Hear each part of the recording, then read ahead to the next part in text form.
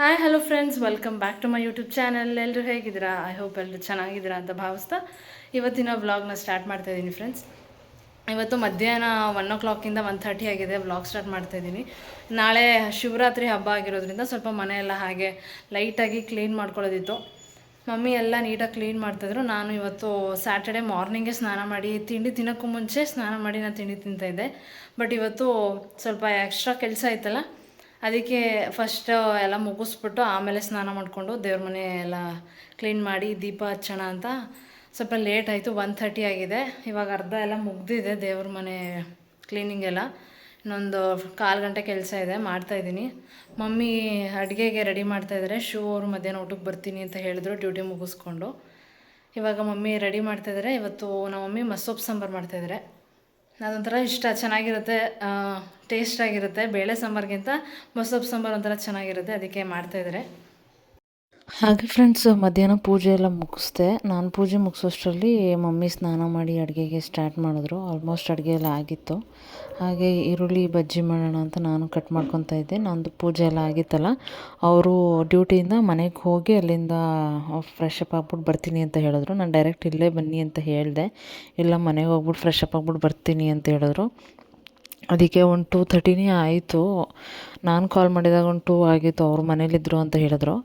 ಅದಾದಮೇಲೆ ಇನ್ನು 1/2 ಆಗುತ್ತಲ್ಲ ಅಲ್ಲಿಂದ ಬರೋಷ್ಟರಲ್ಲಿ, ಅದಕ್ಕೆ ಅಲ್ಲಿವರೆಗೂ ಬಜ್ಜಿ ಮಾಡಿಬಿಡೋಣ ಅಂತ ಕಟ್ ಮಾಡ್ತಿದ್ದೆ. ಮಮ್ಮಿ ಆಲ್ಮೋಸ್ಟ್ ಎಲ್ಲ ರೆಡಿ ಮಾಡಿದ್ದಾರೆ. ಪಪ್ಪ ಡ್ಯೂಟಿಗೆ ಹೋಗ್ಬೇಕಿತ್ತು. ಅವ್ರಿಗೆ ಮುದ್ದೆ ಮಾಡಿಕೊಟ್ಬಿಟ್ಟು ರೈಸ್ ಎಲ್ಲ ಮಾಡಿ ರೆಡಿ ಮಾಡಿದರು. ಆಮೇಲೆ ಇನ್ನು ಸ್ವಲ್ಪ ಮುದ್ದೆ ಇತ್ತು, ನನಗೂ ಸ್ವಲ್ಪ ಮಾಡು ಅಂತ ಹೇಳಿದ್ದೆ, ಅದು ಇಟ್ಟಿದ್ದಾರೆ. ಅದಾದಮೇಲೆ ಇವತ್ತು ನಮ್ಮ ಪಪ್ಪನ ಬರ್ಡೇ ಇದೆ. February 14th birthday.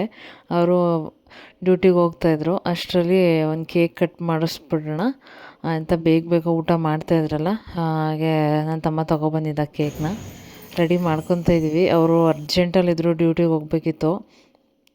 5 minutes late ಆಗಿದ್ದರೆ ಅವ್ರು ಹೊರಟ್ಬಿಡ್ತಿದ್ರು. ಅವರು 3ಗೆ ಹೊರಟ್ರೆ 2:30ಗೆ ಹೊರಟ್ಬಿಟ್ರೆ ಅವ್ರು ಬರೋದೇ ಒಂದು 11 ಆಗುತ್ತೆ ನೈಟು. ಅದಕ್ಕೆ ಅಷ್ಟೊತ್ತವರೆಗೂ ಎಚ್ಚರ ಇರಲ್ವಲ್ಲ ಜಾಸ್ತಿ ಯಾರೂ. ಸೊ ಕಟ್ ಮಾಡಿಸ್ಬಿಡೋಣ ಅಂತ ಇಲ್ಲಿ ಕೇಕೆಲ್ಲ ತೆಗ್ದು ಇಡ್ತಾಯಿದ್ದೀವಿ. ಹಾಗೆ ಅವರು ಅವಾಗ ತಾನೇ ಹೊರಟಿದ್ದೀನಿ ಅಂತ ಹೇಳಿದ್ರು. ಅವರು ಬರೋ ಟೈಮ್ ಆಗಿತ್ತು. ಬಟ್ ನಮ್ಮ ಪಪ್ಪಂಗೆ ಡ್ಯೂಟಿಗೆ ಲೇಟ್ ಆಗಿಬಿಟ್ಟಿತ್ತು. ಇನ್ನೂ ಅಲ್ಲಿ ಡ್ಯೂಟಿ ವ್ಯಾನ್ ಬರುತ್ತೆ ಮನೆ ಹತ್ರ. ಆ ವ್ಯಾನ್ ಹೊರ್ಟೋಗ್ಬಿಡುತ್ತೆ ಅಂತ ಬೇಗ ಕೇಕ್ ಕಟ್ ಮಾಡಿಸ್ಬಿಟ್ಟು ಅವರು ಹೊರಟ್ಬಿಟ್ರು. ಇನ್ನೇನು ಅವ್ರು ಹೊರಟು ಒಂದು 20 ಮಿನಿಟ್ಸ್ 15-20 ಮಿನಿಟ್ಸ್ಗೆ ಅವ್ರು ಬಂದರು. ನನಗೂ ಸದ್ಯದಲ್ಲೇ ಸುಮಾರು ದಿನದಿಂದ ಪೇಸ್ಟ್ರಿ ತಿನ್ಬೇಕು ಅನಿಸ್ತಾಯಿತ್ತು. ಬಟ್ ತೊಗೊಂಡು ತಿನ್ನೋಕ್ಕೆ ಆಗಿಲ್ಲ, ಟೈಮ್ ಇರಲಿಲ್ಲ. ಆಮೇಲೆ ಹೆಂಗೋ ಪಪ್ಪನ ಬರ್ಡೇ ದಿನ ತರಿಸ್ಕೊಂಡು ತಿನ್ನೋವಾಗಾಯಿತು. ಒಂದು ವೀಕಿಂದ ತಿನ್ಬೇಕು ಅನಿಸ್ತಾಯಿತ್ತು.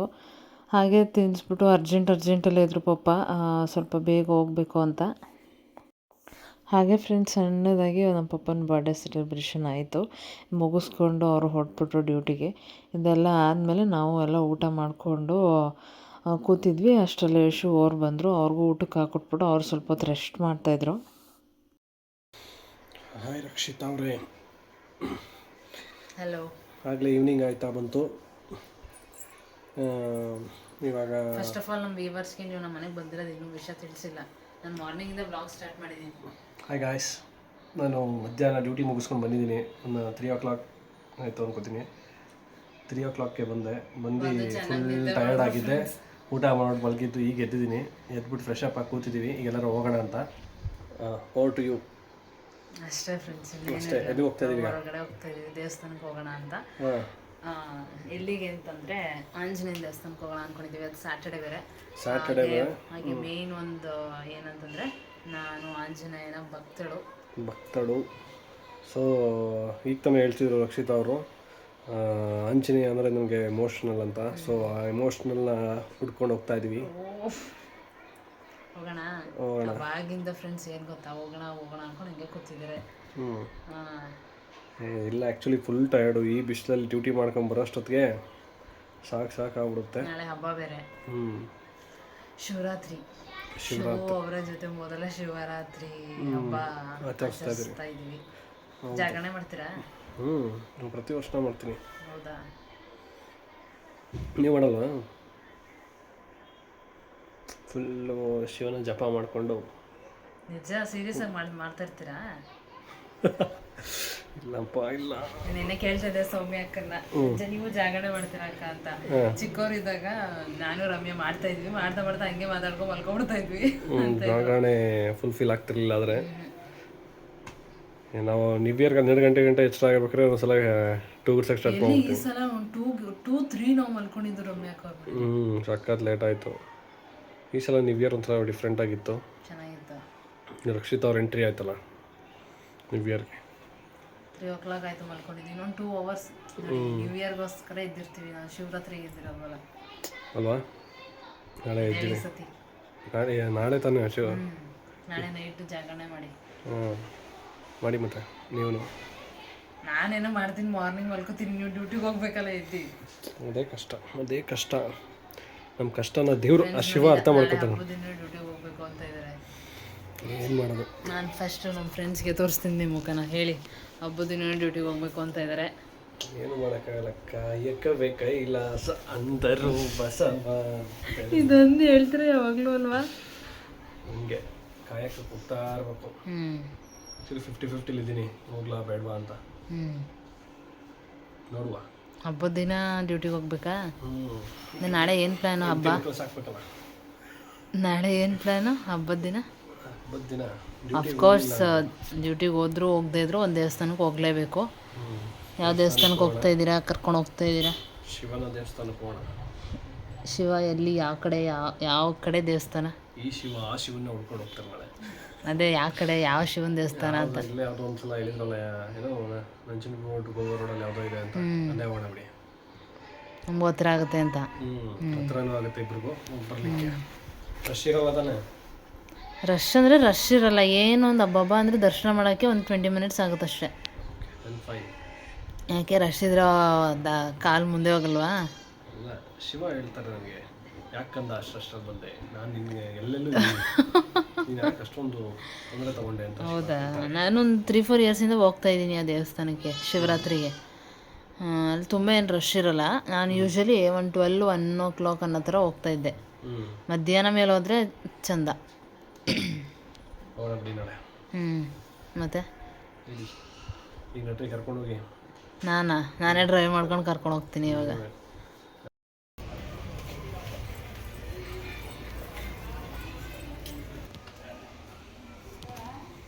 ರೆಡಿ ಹೋಗ್ತಾ ಇದ್ದೀವಿ ಫ್ರೆಂಡ್ಸ್.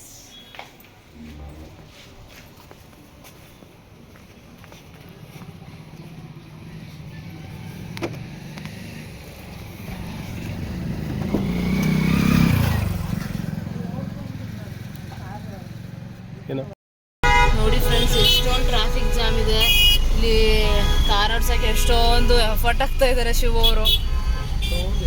ಇವತ್ತು ವೀಕೆಂಡ್ ಅಲ್ವಾ, ಸ್ಯಾಟರ್ಡೆ, ಆಮೇಲೆ ಹಬ್ಬ ಬೇರೆ ಇದೆ. ಡ್ಯೂಟಿ ಮುಗಿಸ್ಕೊಂಡು ಬರೋರು, ಬೇರೆ ಕಡೆಯಿಂದ ವರ್ಕ್ ಮುಗಿಸ್ಕೊಂಡು ಬರೋರು ಎಷ್ಟು ಜನ ಇರ್ತಾರೆ. ಅವರೆಲ್ಲ ಬಂದು ಮನೆಗೆ ಸೇರ್ತಾ ಇರ್ತಾರೆ ಅಲ್ವಾ? ಅದಕ್ಕೆ ಇಷ್ಟೊಂದು ಟ್ರಾಫಿಕ್ ಇರುತ್ತೆ. ಹೆಂಗ್ರಿ ಬೈಕು ಇಷ್ಟೊಂದು ದೊಡ್ಡ ವೆಹಿಕಲ್ಸ್ ಓಡಾಡ್ತಿರುತ್ತೆ ಈ ಹೈವೇಲಿ, ಹೆಂಗ್ ಬೈಕ್ ಓಡಿಸೋದು? ಓಡಿಸ್ತಾರೆ ಜಾಸ್ತಿ. ಹೌದು, ಸ್ಟಾರ್ಟಿಂಗ್ ಯಾವುದೇ ಆದ್ರೂ ರಿಸ್ಕ್ ಅನ್ಸುತ್ತೆ. ಬೈಕ್ ಕಲಿದಿರಕ್ಕಿಂತ ಮುಂಚೆ ನಮ್ಗೂ ಹೆಂಗಪ್ಪ ಇದು ಬೈಕು ಇಲ್ಲೆಲ್ಲ ಹೆಂಗ್ ಓಡಿಸೋದು, ಕಾರ್ ಓಡಿಸ್ಬೇಕು. ಅಪ್ಪ ನೀವು ಬೈಕ್ ಕಲ್ತಿದ್ಯಾ? ಎಷ್ಟು ಏಜಲ್ಲಿ? 9th 10th ಅಲ್ಲಿ ಕಂಪ್ಲೀಟಾಗಿ ನೀಟಾಗಿ ಓಡಿಸ್ತಾ ಇದ್ರಾ? ಯಾರು ಬೈಕ್ ಕಲ್ತ್ರಿ? ನಾನು ನಮ್ಮ ಮನ್ಸೂರ್ ಇದ್ದಾನಲ್ಲ, ಅವನ ಬೈಕಲ್ಲಿ ಸ್ವಲ್ಪ ಕಲ್ತೆ. ನಿಮ್ಮ ಫ್ರೆಂಡು? ಅವನಾಗಲೇ ಬೈಕ್ ತರ್ತಿದ್ದ 10th 9th ಅಲ್ಲಿ. ಸ್ಕೂಲ್ಗೆ? ಮತ್ತೆ ಟ್ಯೂಷನ್ಗೆ? ಓಕೆ. ಅವಾಗ ಅದಾದ್ಮೇಲೆ ನಮ್ಮ ಅಣ್ಣನ ಬೈಕ್ ಸ್ವಲ್ಪ ಓಡಿಸ್ತಿದ್ದೆ. ಪೊಲೀಸ್ ಇದಾನಲ್ಲ, ಈಗ ಯಾವ ಬೈಕ್ ಇದೆ ಅದೇ ಬೈಕು, ಡಿಸ್ಕವರು. ಹೌದಾ? ಆಗ್ಲೇ ಹೊಸದು ತಗೊಂಡಿದ್ದ. ಅವಾಗ ಅದನ್ನೇ ಎತ್ಕೊಂಡು ಹೋಗ್ಬಿಡ್ತಿದ್ದೆ. ಏನೋ ತರ ಕೇಳ್ತಿದ್ದ, ಬೈಕ್ ಕೀ ಎತ್ಕೊಂಡು ಓಡ್ಬಿಡ್ಬೇಕು ಕಲಿಬೇಕು ಅಂತ. ಆಮೇಲೆ ಎತ್ಕೊಂಡು ಆಲ್ಮೋಸ್ಟ್ ಕಲ್ತ್ಬಿಟ್ಟೆ ಅಷ್ಟೊತ್ತು. ಕಾರ್ ಯಾವಾಗ ನೀವು ಕಲ್ತಿದ್ದು? ಕಾರ್ ಸ್ಟಾರ್ಟ್ ಮಾಡಿದ್ದು ಡ್ಯೂಟಿಗೆ ಜಾಯ್ನ್ ಆಗಿದ್ದೆ. ಜಾಯ್ನ್ ಆಗಿ ಕರೆಕ್ಟಾಗಿ ನಾನು ಒಂದು 9 ವರ್ಷ ಅನ್ಕೊಳ್ಳಿ ಸ್ಟಾರ್ಟ್ ಮಾಡಿದ್ದು. ಪರ್ಫೆಕ್ಷನ್ಸ್ ಎಲ್ಲ ಬಂದಿದ್ದು ಒಂದು ಒಂದು 5 ವರ್ಷ ಒಂದು 5 ವರ್ಷದಿಂದ ಪರ್ಫೆಕ್ಟಾಗಿ ಡ್ರೈವ್ ಮಾಡ್ತಾ ಇದ್ದೀರಾ? ಮಾಡ್ತಾ ಇದ್ದೀನಿ. ಹೌದಾ? ಯಾರ ಕಾರಲ್ಲಿ ಓಡಿಸ್ತಾ ಇದ್ರಿ ಕಲ್ತಿರೋದು ನೀವು? ಫಸ್ಟ್ ನನ್ನ ಕಾರ್ ಅಂತ ಟಚ್ ಮಾಡಿದ್ದು ನನಗೆ ಗೊತ್ತಿರಂಗೆ ಇದು ಆದರ್ಶ್ ಇದನ್ನಲ್ಲ ಅವ್ರ ಬಾವಂದು ಕಾರು ಹೋಂಡಾ ಅಮೇಜ್, ಆ ಕಾರಲ್ಲಿ ಫಸ್ಟ್ ಸ್ಟೇರಿಂಗ್ ಹಿಡಿದಿದ್ದು. ಅಲ್ಲಿ ಸ್ವಲ್ಪ ಟಚ್ ಮಾಡಿದ್ರೆ ನೀವು ಡ್ರೈವಿಂಗ್ ಕ್ಲಾಸ್ ಅಂತ ಏನು ಹೋಗಿಲ್ಲ, ಜಸ್ಟ್ ನೀವು ಕಾರಲ್ಲಿ ಹಂಗೆ ಬೇರೆಯವ್ರದ್ದು ಕಾರಲ್ಲಿ ನೀವು ಕಲ್ತ್ಕೊಂಡಿರೋದು. ಅವ್ನ ಕಾರಲ್ಲಿ ಓಡಿಸೋಕೆ ಸ್ಟಾರ್ಟ್ ಮಾಡಿದೆ, ಹಾಗೆ ಬಂತು. ಆಮೇಲೆ ಸ್ವಲ್ಪ ನಮ್ಮ ಬಾವನ್ ಕಾರ್ಗಳಲ್ಲಿ ಅದೇ ರಮ್ಯಾ ಅಕ್ಕ ಮದ್ವೆ ಆದ್ಮೇಲೆ ಅವ್ರದ್ದು ಬಂತಲ್ಲ, ಅವಾಗ ಈಸಿ ಆಯ್ತು ನಿಮ್ಗೆ. ಒಂದು 5 years ಇಂದ ಈಸಿ ಆಯ್ತು ನನಗೆ. ಸ್ವಲ್ಪ ಟಚ್ ಬೇಕಿತ್ತು ಅಷ್ಟೇ, ಓಡ್ಸೋದಂತೂ ಬಂದ್ಬಿಟ್ಟಿತ್ತು. ಬಟ್ ಸ್ವಲ್ಪ ಸ್ಟೇರಿಂಗ್ ಬ್ಯಾಲೆನ್ಸ್ ಎಲ್ಲ ಬರ್ಬೇಕಿತ್ತು. ಆಗ ಅವ್ರ ಅವ್ರ ಕಾರ್ ಒಂಚೂರು ಓಡಿಸ್ತಾ ಬಂದ್ಬಿಟ್ಟು ಆಮೇಲೆ ಮುಂದೆ ಕಾರ್ ತಗೊಂಡೆ. 1 year ಆಯ್ತಲ್ವಾ? 1 year ಕಂಪ್ಲೀಟ್ ಆಯ್ತು ಕಾರ್ ತಗೊಂಡು. 1 year ಮೇಲೆ ಆಯ್ತು, 1.5 year ಆಯ್ತು. ಕಾರ್ ತಗೋಬೇಕು ಅಂತ ಯಾಕೆ ಅನಿಸ್ತು ನಿಮ್ಗೆ? ಇವಾಗ ಕಾರ್ ತಗೊಳ್ಳೇಬೇಕು ಅಂತ. ಕಾರ್ ತಗೊಳ್ಳೇಬೇಕು ಅನ್ನೋದು ಪ್ರತಿಯೊಬ್ಬರಿಗೂ ಇರುತ್ತೆ ಅವ್ರಿಗೆ. ಬಟ್ ನನಗೆ ಇನ್ನೊಂದು ಥಾಟ್ ಏನಂದ್ರೆ, ಈಗಿಂದ ಚಿಕ್ಕ ವಯಸ್ಸಿಂದ ಏನು ಮನಸ್ಥಿತಿ ಅಂದ್ರೆ, ನನ್ನ ಮದುವೆ ಹಾಕಿನ ಮುಂಚೆ ನನ್ನ ಹತ್ರ ಕಾರ್ ಇರಬೇಕು, ನನ್ನ ಹತ್ರ ಮನೆ ಇರಬೇಕು ಅಂತ ಒಂದು ಚಿಕ್ಕ ವಯಸ್ಸಿಂದನೂ ನನಗೆ ಒಂದು ಏನಂತಾರೆ, ಒಂದು ಆಸೆ ಕನಸು. ಒಂದು ಸ್ಕೂಲ್ ಟೈಮಲ್ಲಿ ಆ ಥರ ಅನ್ಕೊಂಡಿದ್ರಾ? ಸ್ಕೂಲ್ ಟೈಮಲ್ಲಿ ಅನ್ಕೊಂಡ್ಬಿಟ್ಟಿದ್ರಾ? ಆ ಟೈಮಲ್ಲಿ ಅನ್ಕೊಂಡಿದ್ದೆ. ಓಕೆ. ಒಂದು ಕೆಲಸ ಇರಬೇಕು, ಮನೆ ಇರಬೇಕು, ಕಾರ್ ಇರಬೇಕು ಮುಂಚೆ ಅಂತ ಅನ್ಕೊಂಡಿದ್ದೆ ನಾನು. ಸೊ ನನ್ನ ಮದುವೆ ಹಾಕಿನ ಮುಂಚೆ ಕಾರ್ ತಗೋಬೇಕು ಅನ್ನೋ ಇಂಟೆನ್ಷನ್ ಅಲ್ಲೇ ಕಾರ್ ತಗೊಂಡಿದ್ದು. ಎಷ್ಟು ಕಾರ್ ಯೂಸೇಜ್ ಅಂತಂದ್ರೆ ಮದುವೆ ಟೈಮ್ಗೆ ಗೊತ್ತಾಗೋದು ಎಷ್ಟು ಮಟ್ಟಿಗೆ ತುಂಬಾ ಯೂಸ್ ಆಗುತ್ತೆ ಕಾರು ಅಂತ. ಮದುವೆಗಂತೂ ಕಾರು ಹೆಂಗಿದ್ರು ನಡೆಯುತ್ತೆ, ಬಟ್ ಯೂಸ್ ಮಾಡ್ಬೇಕಾದ್ರೆ ಅನ್ಸುತ್ತೆ ಎಷ್ಟು ಯೂಸ್ ಆಯ್ತು. ಇದ್ದಿದ್ರೆ ಈಸಿ ಆಯ್ತು, ಇದ್ದಿದ್ದಕ್ಕೆ ಈಸಿ ಆಯ್ತು ಅಂತ ಅನ್ಸುತ್ತೆ ಅಲ್ವಾ? ಹೌದು, ತುಂಬಾ ಯೂಸ್ ಆಗುತ್ತೆ. ಹಂಗಾದ್ರೆ ನೀವು 10th ಅಲ್ಲೇ ಸ್ಕೂಲ್ ಟೈಮಲ್ಲೇ ಕನ್ಸ್ ಕಂಡಿದ್ರಿ ಮದ್ವೆಗೂ ಮುಂಚೆ ಕಾರ್ ಇರಬೇಕು ಅಂತ. ಮದ್ವೆಗೂ ಮುಂಚೆ ನನ್ನ 10th ಅಲ್ಲೇ ನನ್ನ ಸಂಬಳ 25,000 ಮಿನಿಮಮ್ ನನ್ನ ಸಂಬಳ ಇರಬೇಕು ಅಂತ ಯೋಚನೆ ಮಾಡ್ತೀನಿ. ಹೌದಾ? 25,000 ಸಂಬಳ ಇರಬೇಕು. ಎಷ್ಟು ವರ್ಷದ ಹಿಂದೆ? 10th ಅಂದ್ರೆ ನಾನು 12 ಅಲ್ಲಿ 14 years ಬ್ಯಾಕ್. 14 years ಬ್ಯಾಕ್ ನಂಗೆ ಸಂಬಳ 25,000 ಇರಬೇಕು ಅಂತ ಯೋಚನೆ ಮಾಡ್ತಿದ್ದೆ ನಾನು. ನೋಡಿ ಫ್ರೆಂಡ್ಸ್, ಎಂತ ಕನ್ಸ್ ಕಟ್ಟಿದ್ದಾರೆ ಹಂಗೆ. ಅದು ಏನಂದ್ರೆ ಮ್ಯಾನಿಫೆಸ್ಟ್ ಮಾಡ್ಕೊಂಡ್ರೆ ಅದು ನನಗೂ ಕೆಲವೊಂದು ವಿಷಯದಲ್ಲಿ ಹಂಗಾಗಿದೆ. ನಾವು ಪಾಸಿಟಿವ್ ಆಗಿ ಥಿಂಕ್ ಮಾಡ್ಬೇಕು, ಏನೇ ಆದ್ರೂ ಅಷ್ಟೇ. ನಮ್ಮ ಕೈಯಲ್ಲಿ ಏನೂ ಆಗಿಲ್ವಾ, ಆದ್ರೂ ಪಾಸಿಟಿವ್ ಆಗಿ ಥಿಂಕ್ ಮಾಡಬೇಕು. ಈಗ ಇದು ಮಾಡಬೇಕು ಅಂತಂದ್ರೆ ಅದು ಹಾಗೆ ಆಗುತ್ತೆ ಅನ್ಸುತ್ತೆ. ಇದು ಏನೋ ಒಬ್ಬೊಬ್ರಿಗೆ ಬೇಜಾರಲ್ಲಿ ಇರ್ತಾರೆ, ಏನೋ ತಗೊಳಕ್ಕಾಗಲ್ಲ, ಇದು ತಗೋತೀವಿ ಅಂತ ಅನ್ಕೊಂಡು ಒಂಚೂರು ನಮ್ಮ ಎಫರ್ಟ್ ಏನೋ ಒಂದು ಹಾಕಿದ್ರೆ. ಆಮೇಲೆ ನಾನು ಇದುವರೆಗೂ ಏನೋ ತುಂಬಾ ಆಗದೆ ಇರೋದೆಲ್ಲ ಏನು ಅನ್ಕೊಂಡಿಲ್ಲ. ಒಂಚೂರು ಕಷ್ಟ ಅನ್ಸೋದ್ನ ಕೇಳ್ಕೊಂಡಿರ್ತೀನಿ. ಬಟ್ ನಾನು ಇದುವರೆಗೂ ನಾನು ಏನು ಅನ್ಕೊಂಡಿದ್ದೀನಿ ಆಲ್ಮೋಸ್ಟ್ ಆಗಿದೆ ಅಂತ ಅನ್ಸುತ್ತೆ ನನಗೆ. ಅದೊಂದು ನೆನ್ಸ್ಕೊಂಡ್ರೆ ಏನೇನು ಅನ್ಕೊಂಡಿದ್ದೀನಿ, ಏನೇನು ಕೇಳ್ಕೊಂಡಿದ್ದೀನಿ. ನಾನು ಹೇಳ್ದಾಗೆ ಒಂದು ಮ್ಯಾನಿಫೆಸ್ಟೇಷನ್ ಅನ್ನೋದೊಂದು ಎಲ್ಲರ ಜೀವನದಲ್ಲೂ ಇರಬೇಕು ಅಂತ ನನಗೆ ಅನ್ಸುತ್ತೆ. ನನ್ನ ಪರ್ಸ್ನಲ್ ಲೈಫಲ್ಲಿ, ನನ್ನ ಪರ್ಸ್ಪೆಕ್ಟಿವಲ್ಲಿ ಅದು ಇದ್ದರೆ, ನಮ್ಮ ವ್ಯೂವರ್ಸ್ ಯಾರ್ಯಾರು ನೋಡ್ತಾ ಇದ್ದೀರೋ, ಇನ್ ಕೇಸ್ ನಿಮ್ಮ ಲೈಫಲ್ಲಿ ಇದಾಗ್ತಾ ಇಲ್ಲ ಅನ್ನೋದು ಇದ್ದರೆ ಫ್ರೆಂಡ್ಸ್ ಏನು ಮಾಡಿ ಅಂತಂದರೆ ಮ್ಯಾನಿಫೆಸ್ಟ್ ಮಾಡ್ಕೊಳ್ಳಿ, ಇದಾಗಬೇಕು ಮಾಡಬೇಕು ಅಂತ. ಡೆಫಿನೆಟ್ ಆಗಿ ನಿಮ್ಮೊಂದು ಎಫರ್ಟ್ ಪ್ಲಸ್ ಅದೊಂದು ಮ್ಯಾನಿಫೆಸ್ಟೇಷನಿಂದ ಅದೊಂದು ಆಗೇ ಆಗುತ್ತೆ ಅನ್ಸುತ್ತೆ. ಹೌದು, ನಾವು ಹೆಂಗ್ ಥಿಂಕ್ ಮಾಡ್ತೀವಿ, ಹೆಂಗೆ ಆಲೋಚನೆಗಳು ಬರುತ್ತೆ, ಅದು ಅದೇ ತರ ಹೋಗುತ್ತೆ ಅಂತ.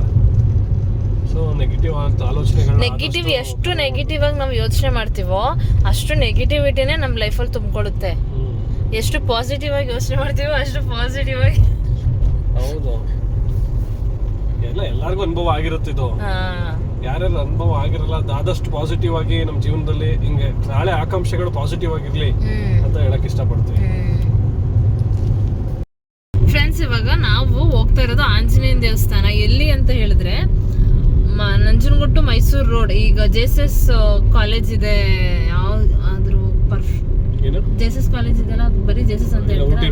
ಊಟಿ ರೋಡ್ ಜೆಎಸ್ಎಸ್ ಕಾಲೇಜ್ ಇದೆಯಲ್ಲ, ಆ ಜೆಎಸ್ಎಸ್ ಕಾಲೇಜ್ ಅಪೋಸಿಟ್ ನಿಮ್ಗೆ ಎಲ್ಲರಿಗೂ ಗೊತ್ತೇ ಇರುತ್ತೆ ಆ ದೇವಸ್ಥಾನ. ಯೂಶಲಿ ನಾನು ಪ್ರತಿ ಪೌರ್ಣಮಿಗೂ ಹೋಗ್ತಾ ಇದ್ದೆ ಮುಂಚೆ. ಅದು ಅಲ್ಲಿ ಪ್ರಸಾದ ಎಲ್ಲ ಕೊಡ್ತಾ ಇದ್ರು, ಚೆನ್ನಾಗಿ ಕೊಡ್ತಾ ಇದ್ರು. ಪ್ರಸಾದಕ್ಕೋಸ್ಕರ ಹೋಗ್ತಾ ಇರ್ಲಿಲ್ಲ.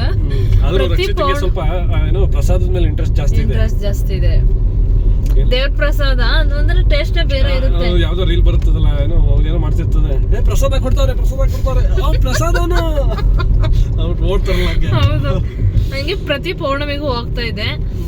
ಇವತ್ತು ಅಲ್ಲೇ ಹೋಗ್ತಾ ಇದೀವಿ. ಸ್ಯಾಟರ್ಡೇ ಅಲ್ವಾ ಇವತ್ತು. ಚೆನ್ನಾಗಿದೆ ದೇವಸ್ಥಾನ. ಎಷ್ಟು ಕ್ಲೀನ್ ಆಗಿದೆ ಅಲ್ವಾ, ಸಖತ್ ಕ್ಲೀನ್ ಆಗಿದೆ. ನಾನು ಆಕ್ಚುಲಿ ಆಂಜನೇಯದ್ದು ಹೋಗಿದ್ದೀನಿ ದೇವಸ್ಥಾನಕ್ಕೆ, ಆಂಜನೇಯದೆಲ್ಲ ಮಾಡಿದ್ಮೇಲೆ ಹೋಗಿಲ್ಲ. ಹೌದಾ? ಅದಕ್ಕೂ ಮುಂಚೆ ಹೋಗಿದ್ದೀರಾ? ಅಂದ್ರೆ ಎಷ್ಟು ವರ್ಷ ಆಗಿತ್ತು ಅದು ಮಾಡಿ? ಗೊತ್ತಿಲ್ಲ, ಅದು ಒಂಥರ ಏನೋ ಮಾಡಿದ್ರಲ್ವಾ ಮತ್ತೆ ಅದನ್ನ. ಇಲ್ಲ, ನನಗ್ ನೆನಪಿಲ್ಲ. ನಾನು ಹೋಗಕ್ ಸ್ಟಾರ್ಟ್ ಮಾಡಿರೋದು ಯಾವಾಗ ಗೊತ್ತಾ? ಅದು ಆಂಜನೇಯ ಮಾಡಾದ್ಮೇಲೆ. ಆಂಜನೇಯ ದೇವಸ್ಥಾನಕ್ಕೆ ಹೋಗಿಲ್ಲ, ಮಾಮೂಲಿ ಪಕ್ಕದಲ್ಲಿ ವೆಂಕಟೇಶ್ವರ ದೇವಸ್ಥಾನ, ಅಲ್ಲಿಗೆ ಹೋಗಿದ್ದೀನಿ. ವೆಂಕಟೇಶ್ವರನ ದೇವಸ್ಥಾನ ಅಷ್ಟೇ ತುಂಬಾ ಕ್ಲೀನ್ ಆಗಿದೆ. ಎಷ್ಟು ಕ್ಲೀನ್ಲಿನೆಸ್ ಆಗಿ ಇಟ್ಟಿದ್ದಾರೆ ಅಂತಂದ್ರೆ ನಮ್ಗೆ ಪದೇ ಪದೇ ಹೋಗ್ಬೇಕು ಅನ್ಸ್ತಾ ಇರುತ್ತೆ. ನಾ ಇತ್ತೀಚೆಗೆ ಮದುವೆ ಫಿಕ್ಸ್ ಆದ್ಮೇಲೆ ಸ್ವಲ್ಪ ಬ್ಯುಸಿ ಆಗೋದ್ಮೇಲೆ ಅದಕ್ಕೆ ಸ್ವಲ್ಪ ಹೋಗೋಕ್ಕೆ ಸ್ಟಾಪ್ ಮಾಡಿದೆ. ಪೌರ್ಣಮಿಗೆ ಎಷ್ಟು ಚೆನ್ನಾಗಿ ಪೂಜೆ ನಡೀತೆ ಗೊತ್ತಾ. ಆಮೇಲೆ ಪಾತಾಳ ಆಂಜನೇಯ ಅಂತ ಒಂದು ಇದೆ, ಆಂಜನೇಯ ದೇವಸ್ಥಾನ ಒಳಗಡೆ ಹೋಗಿ ಇಳಿಬೇಕು. ಅದ್ ನೋಡಿದ್ರೆ ಸೀರಿಯಸ್ ಆಗಿ ನಾವು ಏನು ಯಾವ್ದೋ ದೇವಲೋಕಕ್ಕೆ ಹೊರಟೋಗಿದೀವಿ ಅಂತ ಅನ್ಸುತ್ತೆ.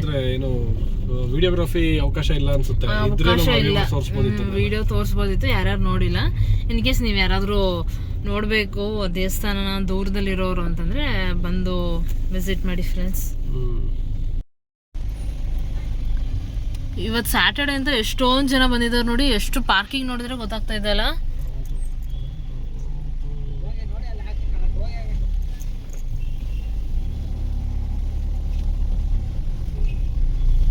ಆಮೇಲೆ ಏನ್ ಗೊತ್ತಾ, ಇಲ್ಲಿ ಲೋಕಲೇಟ್ಸ್ ಅವ್ರು ಬರೋಕ್ಕಿಂತ ಆಂಧ್ರ ಸೈಡ್ ಅವ್ರು ಬರೋದು ಜಾಸ್ತಿ.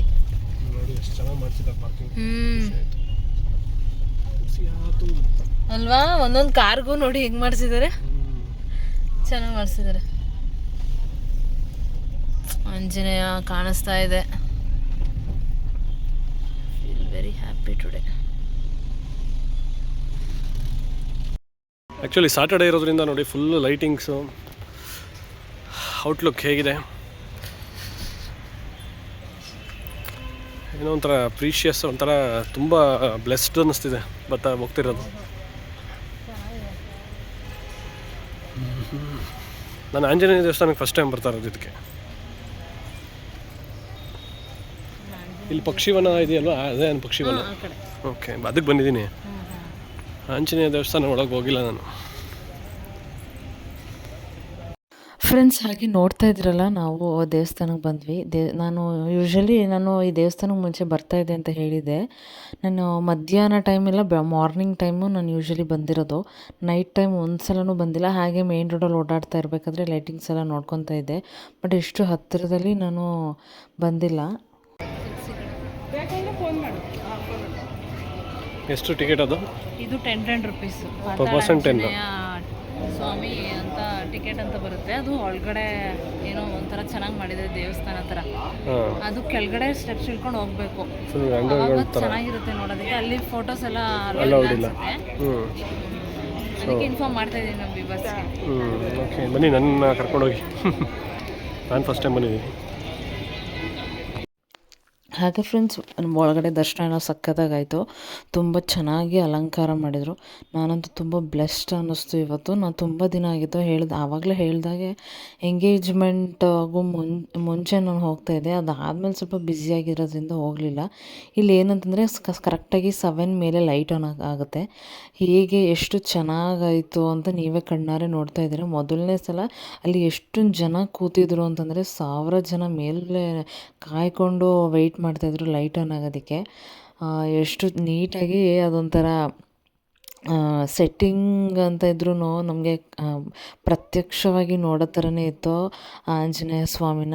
ನಿಜವಾಗ್ಲೂ ನೋಡ್ತಾ ಇದ್ದರೆ ಎಲ್ಲೋ ಬೇರೆ ಕಡೆ ಇದ್ವಿ, ನಿಜವಾದ ದೇವರೇ ನಮ್ಮ ಕಣ್ಮುಂದೆ ಇತ್ತು ಅಂತ ನಮಗೆ ಫೀಲ್ ಆಗ್ತಾಯಿತ್ತು.